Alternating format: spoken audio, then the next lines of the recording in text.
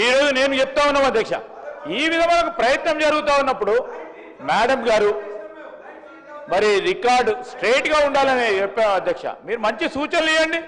Over a period of time విద్యకు సంబంధించి అధ్యక్ష, విద్యార్థులు ఎందుకు తక్కువైనారంటే ఒక్క సంవత్సరంలోనే మేమిచ్చే ట్రస్ట్, మేమిచ్చే వాల్యూ ప్రపోజిషన్, ఈరోజు విద్యకు సంబంధించి ప్రభుత్వం పూర్తి స్థాయిలో కేంద్రీకరించి పనిచేస్తుందని ఒక నమ్మకం కుదిరిచ్చే కార్యక్రమం మీరు చేయలేకపోయిన కనుక ఇప్పటి వరకు కూడా విద్యార్థులు అందరూ వెళ్ళిపోతా ఉన్నారు అధ్యక్ష. మేము చేస్తూ ఉన్నాం కనుక విద్యార్థులు మళ్ళా తిరిగి ప్రభుత్వ పాఠశాలలో తిరిగి రావడానికి అవకాశం ఇచ్చే విధంగా వ్యవస్థను తయారు చేస్తూ ఉన్నాం అధ్యక్ష. ఆ వ్యవస్థలో కొన్ని ఒడిదుడుకులు ఉన్నాయి, సిస్టమ్ ఫెయిలియర్స్ ఉన్నాయి. అవన్నిటిని ఏ విధంగా సవరించాలో చెప్పాలా. కానీ ఈరోజు వారు ఏం చెప్తా ఉన్నారు, ఒక సందర్భంలో చెప్పిండ్రు సెంట్రల్ గవర్నమెంట్కి సంబంధించిన నిధులు మనకు తక్కువగా వస్తున్నాయని. ఈ సార్ ఆ పాలసీ ప్రతి రాష్ట్రానికి సంబంధించి ప్రోరేటా ప్రకారం కేంద్ర ప్రభుత్వం తీసుకున్న నిర్ణయానికి అనుగుణంగానే నిధులు వస్తూ ఉన్నాయి. గత సంవత్సరం మనం ఏదో మనం చేయలేదు, కట్టలేదు, నిధులు ఇవ్వలేదని కాదు, అది సత్యదూరమైన నేను చెప్తా ఉన్నాం అధ్యక్ష. దయచేసి నేనేమంటానంటే వారు విద్యాశాఖ మంత్రిగా చేశారు అధ్యక్ష. వారు అనుకున్నది నాకు కూడా బాధ ఏంటంటే సార్, మేడం కూడా తెలుసు, మేడం చాలా చేద్దామని ఉండే కావచ్చు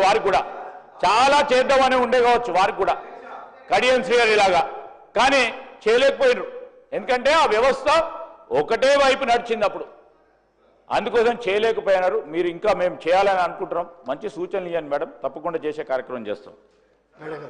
ప్లీజ్ మళ్ళీ హరీష్ రావు గారు ప్లీజ్ మేడం మీరు మాట్లాడండి. మళ్ళీ మధ్యన ఇంటరప్ట్ చేయకండి, మీకు ఇస్తాం. మళ్ళీ మీరు ఇప్పుడు మీ సభ్యురాలి టైమే తగ్గిపోతుంది, మీ ఇష్టం.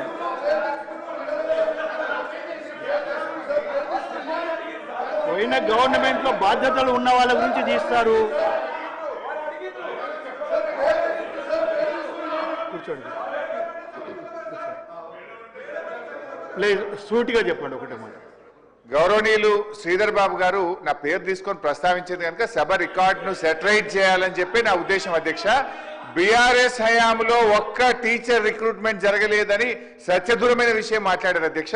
I'm challenging LA minister Sridhar Babu గారు, మా హయాంలో 26,000 ఉపాధ్యాయ ఉద్యోగాల నియామకం జరిగింది.